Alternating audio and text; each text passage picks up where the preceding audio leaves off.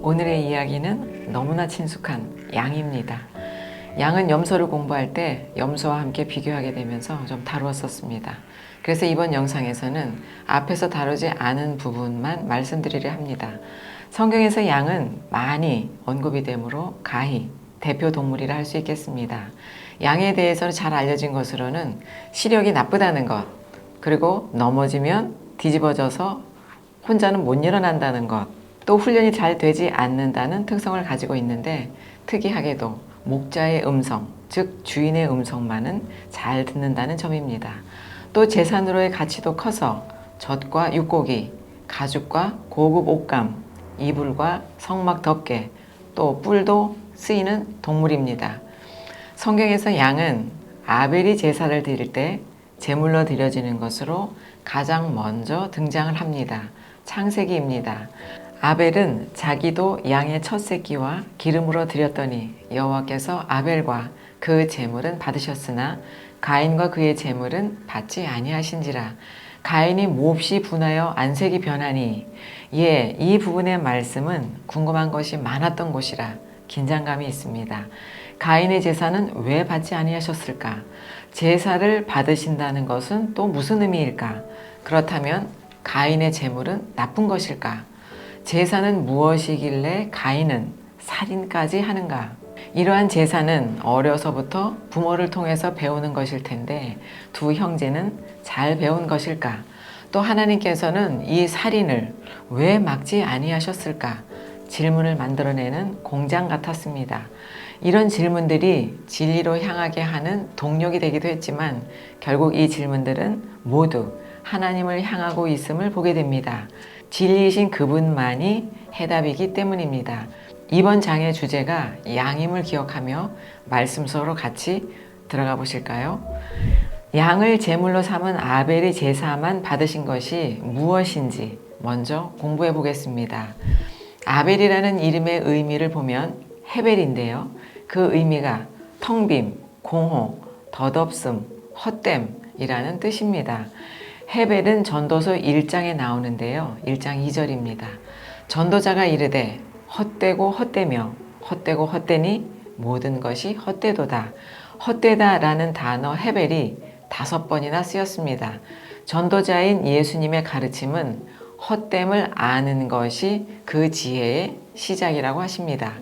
아벨은 자기의 것이 아무것도 없는 텅 빈 자, 자기가 부인된 자, 그러니까 헤벨이 된 자라는 의미가 됩니다. 이런 자가 드리는 제사를 하나님께서는 받으시는 것이죠. 아벨이 드린 양은 그의 첫 열매, 다시 말해서 그 첫 새끼인데 예수님을 상징하고 있습니다. 또 중첩의 의미로 아벨도 예수님을 상징하고 있고요. 그래서 예수님을 예표하는 아벨은 가인에게 죽임을 당하는데 이것이 십자가에서 죽으시는 것이 됩니다. 이는 아버지께서 정하신 일로 그리스도의 길을 예표하고 있는 것입니다. 또 성경에서 열매를 맺는다는 것, 또 열매를 드린다는 것은 말씀을 깨닫고 행하는 것이고 이것이 주께 가지고 가야 할 입술의 열매가 되는 것입니다. 이 말의 원형은 하나님께서 하신 말씀을 아들 예수님은 듣고 그대로 행하신 것입니다. 이것이 입술의 열매를 드리는 것이고 이때 아버지께서는 영광을 받으시는 것이죠. 하나님께서는 내게 돌아오려면 입술의 열매, 즉 말씀을 가지고 오라고 하신 것이 생각나시지요? 성경책을 가지고 오라는 말씀일까요? 어린아이 같은 질문이라고요? 예, 그렇습니다. 말씀이 육신이 되신 예수님의 그 영의 말씀을 가지고 오라는 것입니다. 정리하면 말씀을 진정으로 깨달아 말씀이 되어 오라는 의미가 되겠습니다. 그런데 특이하게도 성경은 그렇게 죽임을 당한 아벨보다 가인의 이야기가 훨씬 많음을 봅니다. 이는 아버지의 시선과 관심이 그에게 있기 때문이지요. 그래서 아벨과 비교를 해보려는 것입니다. 가인은 아벨과 달리 농사하는 자라고 했는데요. 농업은 나쁘다. 그리고 축산업은 좋다는 의미가 당연히 아닙니다. 다음의 말씀을 보면 가인은 땅에 소산을 드렸다고 합니다. 창세기입니다. 세월이 지난 후에 가인은 땅의 소산으로 제물을 삼아 여호와께 드렸고, 땅의 소산을 드렸다는 것은 농산물을 드렸다는 것만이 아니고 땅의 것인 자신의 의, 자기의 열심, 다시 말해서 육신의 것인 사람의 것으로 드린 것입니다. 하나님께서는 영이시기에 육신의 열매를 받으실 수가 없으시기 때문입니다. 사도 바울도 거듭나기 전에는 하나님의 의는 모르고 자신의 의와 열심을 드렸던 그의 옛 모습이 가인과 같습니다. 이사야서는 이것을 살인이라고 외치고 있는 것이고요. 계속해서 하나님께서는 가인에게 말씀을 이어가십니다. 창세기입니다. 내가 선을 행하면 어찌 낫을 들지 못하겠느냐? 선을 행하지 아니하면 죄가 문에 엎드려 있느니라. 죄가 너를 원하나 너는 죄를 다스릴지니라. 말씀에서 선을 행한다는 것은 사전적 의미가 아닌 아들 예수님처럼 아버지의 뜻대로 행하는 것을 말합니다. 이것이 참된 예배이지요. 이런 올바른 예배를 드림이 그 텅빔, 즉 자신의 것이 없는 자기 죽음인 것이라고 가인과 오늘 저에게 또 우리에게 가르쳐 주시는 것입니다. 또 땅의 소산을 드린 가인의 예배를 가인의 길이라고 말씀하신 곳이 있는데요. 유다서입니다. 화했을진저 이 사람들이여 가인의 길에 행하였으며 삭슬 위하여 발람의 어그러진 길로 몰려갔으며 고라의 패역을 따라 멸망을 받았도다. 다음은 도표로 가인과 아벨을 정리한 것인데 함께 보시겠습니다. 가인의 재물은 받지 않으셨습니다. 왜요? 땅의 것, 즉 사람의 것, 다시 말해서 영이신 그분께 육신의 것을 드렸기 때문입니다. 이것이 믿음의 반대 개념입니다. 도표를 정리하면서 깨닫는 것은 나는 가인을 향해 살인자라고 손가락질을 했었는데 그 손가락의 방향이 나를 향하고 있음이 보였습니다. 가인일 수밖에 없고 가인과 같은 나를 아벨로 고치시고 회복하시는 것이 아버지의 사랑, 즉 아가페임이 깨달아졌습니다. 그러면 아벨의 제사를 사도들은 어떻게 평가를 했는지 살펴볼게요. 마태와 누가도 각각 언급을 했지만 바울의 가르침을 보겠습니다. 히브리서입니다. 믿음으로 아벨은 가인보다 더 나은 제사를 하나님께 드림으로 의로운 자라 하시는 증거를 얻었으니 하나님이 그 예물에 대하여 증언하심이라. 그가 죽었으나 그 믿음으로써 지금도 말하느니라. 히브리서 11장은 아벨을 시작으로 에녹, 노아, 아브라함, 사라, 이삭, 야곱, 요셉, 모세, 기생, 라합 등을 기록하며 믿음의 선진들을 다 말하려면 시간이 부족하다고 하면 멈추는데요.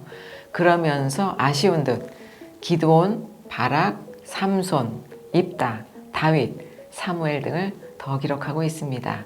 그리고 이들의 이름 앞에는 모두 믿음으로라는 수식어가 있습니다. 그런데 저는 이 믿음이 모두 그들 각자의 믿음, 또 우리 각자의 믿음인 줄 알았습니다.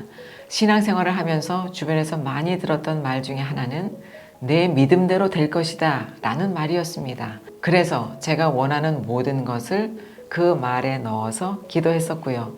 또 이 부분의 말씀을 대할 때마다 믿음의 선진들 뒤에는 내 이름이 기록될 수 있을 것이라고 당돌하게 믿었었지요. 주변에서 믿음이 좋다라는 근거 없는 칭찬을 받아먹으며 믿어 의심치 않고 지난 30여 년을 보냈습니다. 그런데 성경에서 말하는 믿음은 사전적 의미의 믿음이 아닙니다. 더욱이 나의 믿음도 아니고 눈에 보이는 어떤 지도자의 믿음도 아닌 철저히 예수님의 그 믿음입니다. 아벨의 제사는 어린 양이신 예수님을 제물로 드리는 것이었습니다. 다시 말해서 자기 자신을 제물로 드린 십자가 사건이었습니다.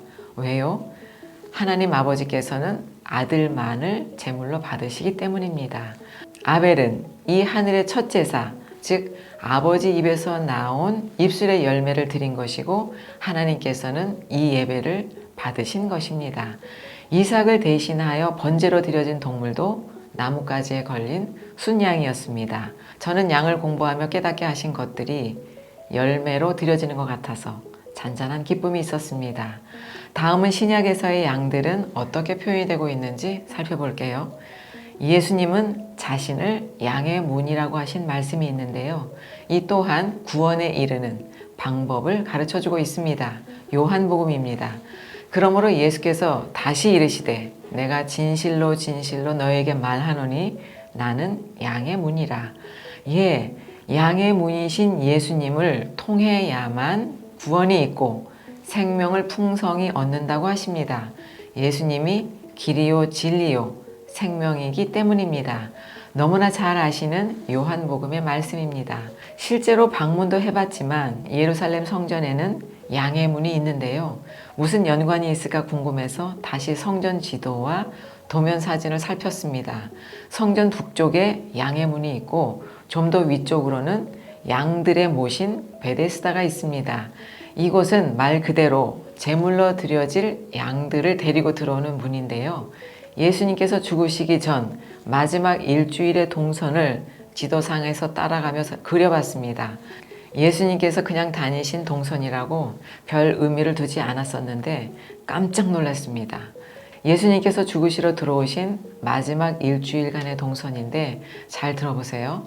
예수님께서는 여리고 삭개오 동네를 떠나 예루살렘을 향하십니다. 유월절 엿새 전에 베다니 동네 나사로가 있는 곳에서 묵으시고 나귀를 타시고 감람선을 내려가서 성전에 입성하실 때 성전 북쪽 양의 문으로 들어가십니다. 저는 이 부분을 주목했습니다. 이 문은 제물로 드려질 양들이 들어가는 문이어서 양의 문인데 예수님께서 이 문으로 들어가심은 하나님의 어린 양으로 그 양들처럼 죽으시겠다는 것을 보여주는 것이었습니다. 예, 놀라운 것은 예수님의 마지막 일주일의 동선을 보면 첫째 날 입성하실 때만 이 양의 문으로 들어가신다는 것이죠. 그리고 양의 문으로 이끌어들인 양들인 우리들은 예수님과 함께 죽음으로 3일 후에 부활할 때 같이 일어나기 위함이었습니다. 그리고 예수님은 이 문을 통해서 우리 안에 들어오지 않은 양들은 목자 없는 양같이 짐승의 먹이가 된다고 하십니다. 에스겔서입니다. 목자가 없으므로 그것들이 흩어져서 모든 들짐승의 밥이 되었도다. 반대로 목자를 따라 양의 문으로 들어와 우리 안에 있는 자들은 시편에서는 아름답게 표현하고 있습니다. 시편 68편입니다. 너희가 양의 우리에 누울 때에는 그 날개를 은으로 입히고 그 깃을 황금으로 입힌 비둘기 같도다. 예, 시간적으로는 훨씬 전의 일이지만 이런 이유에서인지 느헤미야가 무너지고 불타버린 성전을 재건할 때도 제사장들과 함께 제일 먼저 양의 문을 재건합니다. 느헤미야서입니다. 그때의 대제사장 엘리야십이 그 형제 제사장들과 함께 일어나 양문을 건축하였다고 합니다. 다시 신약의 사도 요한의 말을 보면 예수님을 선한 목자로 양들을 당신의 백성으로 비유하며 이들은 서로 잘 안다고 합니다. 요한복음 10장입니다. 나는 선한 목자라. 나는 내 양을 알고 양도 나를 아는 것이 아버지께서 나를 아시고 내가 아버지를 아는 것 같으니 나는 양을 위하여 목숨을 버리느니라. 앞쪽에서 이미 말씀을 드렸지만 양의 특이한 점은 주인의 음성만을 알아듣는 것입니다. 다음 예수님의 말씀을 들어보겠습니다. 문으로 들어가는 이는 양의 목자라. 문지기는 그를 위하여 문을 열고 양은 그의 음성을 듣나니 그가 자기 양의 이름을 각각 불러 인도하여 내느니라. 자기 양을 다 내놓은 후에 앞서가면 양들이 그의 음성을 아는 고로 따라오되 타인의 음성은 알지 못하는 고로 타인을 따르지 아니하고 도리어 도망하느니라. 비유로는 간단해 보이는데 우리는 왜 그 양들처럼 주인의 음성을 잘 듣지 못하는 걸까요? 염소를 공부할 때는 내가 깨닫지 못하는 염소 같았습니다. 다시 양을 공부하면서 드는 생각은 내가 양이 아니라는 깨달음입니다. 안타깝지만 아직은 주의 음성을 온전히 듣지 못하는 염소 수준인 것이지요. 양과 염소를 비유로 말씀하셨던 곳을 다시 가보니 왼편의 말씀을 가인의 경우처럼 더 길게 하셨습니다. 왼편, 즉 염소인 저에게 하시는 말씀입니다. 염소 수준을 벗어나는 방법이 될 것 같습니다. 마태복음입니다. 또 왼편에 있는 자들에게 이르시되 저주를 받은 자들아 나를 떠나 마귀와 그 사자들을 위하여 예비된 영원한 불에 들어가라. 내가 줄일 때에 너희가 먹을 것을 주지 아니하였고 목마를 때에 마시게 하지 아니하였고 나그네 되었을 때 영접하지 아니하였고 헐벗었을 때에 옷 입히지 아니하였고 병들었을 때와 옥에 갇혔을 때에 돌보지 아니하였느니라. 줄일 때, 목마를 때, 나그네 되었을 때, 헐벗었을 때, 병들었을 때, 옥에 갇혔을 때, 이런 상황에 있을 때 돌아보지 않았다고 하십니다. 이는 모두 말씀을 말하는 것입니다. 줄일 때는 생명의 떡인 말씀이 없어 줄이는 것이고요. 목마를 때도 생명의 생수인 말씀이 없어 목이 마른 것입니다. 또 나그네 되었을 때라는 것은 말씀을 듣지 않아 바벨론의 포로로 끌려가서 나그네가 된 것입니다. 헐벗었을 때요, 역시 말씀의 옷, 그리스도의 옷, 빛나고 깨끗한 세마포 옷이 없으면 헐벗은 것입니다. 병든 것도 말씀이 아닌 비진리로 병이 든 것이지요. 이것을 문둥병, 중풍병, 유출병이라고 하는 것입니다. 또 옥에 갇혔을 때요, 말씀이 없으면 창세기 1장 2절에서 말하는 어둠에 갇히는 것이고 죄의 구조에 갇히는 것입니다. 이와 같이 말씀의 이면을 읽지 못하고 있는 자칭 의인들에게 말씀하신 것입니다. 마태복음입니다. 임금이 대답하여 이르되 내가 진실로 너희에게 이르노니 너희가 여기 내 형제 중에 지극히 작은 자 하나에게 한 것이 곧 내게 한 것이니라. 지극히 작은 자, 즉 예수님이시지요.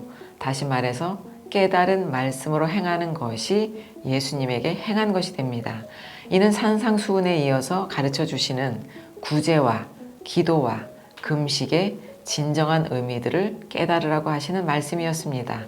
줄이고 목마른 자, 병들고 옥에 갇힌 자, 나그네 된 자들에게 말씀을 먹이는 것이 진정한 의미의 구제라고 가르쳐 주시는 것입니다. 이렇게 행하는 자가 의인이고 양들이며 이렇게 행하지 않는 자가 염소라고 말씀하시는 것입니다. 그러므로 이 염소에서 벗어나는 방법은 율법의 본질, 즉 수건을 벗긴 예수님의 말씀을 듣고 깨달음으로 행하는 것입니다. 바울 사도는 이것을 믿음이라고 가르쳐주고 있습니다. 다음의 말씀도 문자적으로만 이해하고 행했던 말씀 중에 하나였습니다. 봉사나 헌신, 특히 헌금을 할 때 적용되는 말씀으로 이해하고 저도 철저히 지키려고 했던 말씀입니다. 어쨌든 표면적인 이해도 인간적인 겸손 차원에서도 필요하고 좋은 것입니다. 그러나 수건을 벗긴 의미는 많이 달랐습니다. 앞에서 오른손과 왼손의 의미를 공부한 것처럼 다음의 말씀의 오른손과 왼손은 각각 의로운 것과 육신의 구조로 이해해야 합니다. 따라서 오른손은 깨달은 의의 말씀, 은밀한 곳 보좌에서 나오는 그 말씀으로 행하고 사람의 것으로 하지 말라는 의미가 됩니다. 앞에서 말씀드린 것처럼 보이는 것으로 하지 말고 보이지 않는 진정한 의미로 하라는 말씀이 됩니다. 간단히 정리하면 다음과 같습니다. 오른손은 은밀한 것, 보이지 않는 것, 이면, 또 왼손은 사람에게며 육신의 구조, 보이는 것, 표면을 의미합니다. 마태복음을 보겠습니다. 너는 구제할 때에 오른손이 하는 것을 왼손이 모르게 하여 내 구제함을 은밀하게 하라. 은밀한 중에 보시는 너희 아버지께서 갚으시리라. 이제 마무리를 할 텐데요. 양을 주제로 탐구하기 시작할 때 성령님께서 결론 부분으로 시편 119편을 주신 것이 마무리할 즈음에서야 이해가 됐습니다. 율법을 보이는 행위나 지켜야 할 계명으로 하신 말씀이 아님이 보여져서 꼼꼼히 살폈습니다. 시편 119편만 한 5개월 정도 공부한 노트입니다. 성령님께서 시편 119편이 양의 결론이라고 하신 것 때문에 한 절 한 절 원어를 추적하며 탐구한 것입니다. 그 내용을 간단히 말씀드려 볼게요. 시편 119편의 시작은 이렇습니다. 청년이 무엇으로 그 행실을 깨끗하게 하겠느냐라고 하며 말씀을 사모하여 읊조린다고 합니다. 또 말씀을 사모함이 마음을 상하게 할 정도라고도 합니다. 119편의 말씀은 보이는 대로 쉽게 읽어 넘길 수 있는 수준의 고백은 분명히 아니었습니다. 심령의 가장 깊은 곳에서 나온 맑은 물소리였습니다. 온통 말씀에 사로잡혀 살기를 소망하는 고백이고 무엇을 갈망해야 하는지를 분명히 아는 자들의 고백이었습니다. 176절이나 되는 긴 고백은 말씀이 꿀같이 달고 말씀은 발의 등이고 빛이라고 합니다. 앞절의 주옥 같은 간구들은 의인들의 간구임이 틀림없는데 마지막 절은 완전 반전, 유리하는 양으로 마무리를 하는 것이 저에게 큰 울림을 주었습니다. 진정한 양, 말씀을 먹은 양은 스스로 잃어버린 양의 자리로 가며 자신을 낮춘다는 것입니다. 그래서 자신의 것이 없는 가난한 자로 주인을 찾고 그 음성에 귀를 기울이는 양이었습니다. 주인께서는 이런 양들만을 찾아 나서시는 것입니다. 이 양이 고아이고 과부이며 나그네이기 때문입니다. 시편 119편의 말씀이 참으로 멋있게 느껴졌습니다. 아니, 큰 감동이었습니다. 119편은 잃어버린 양으로 광야와 사막으로 아사셀을 만나러 나가는 목마른 자의 간구였습니다. 누가복음의 말씀으로 양의 이야기를 맺겠습니다. 인자가 온 것은 잃어버린 자를 찾아 구원하려 하심이라.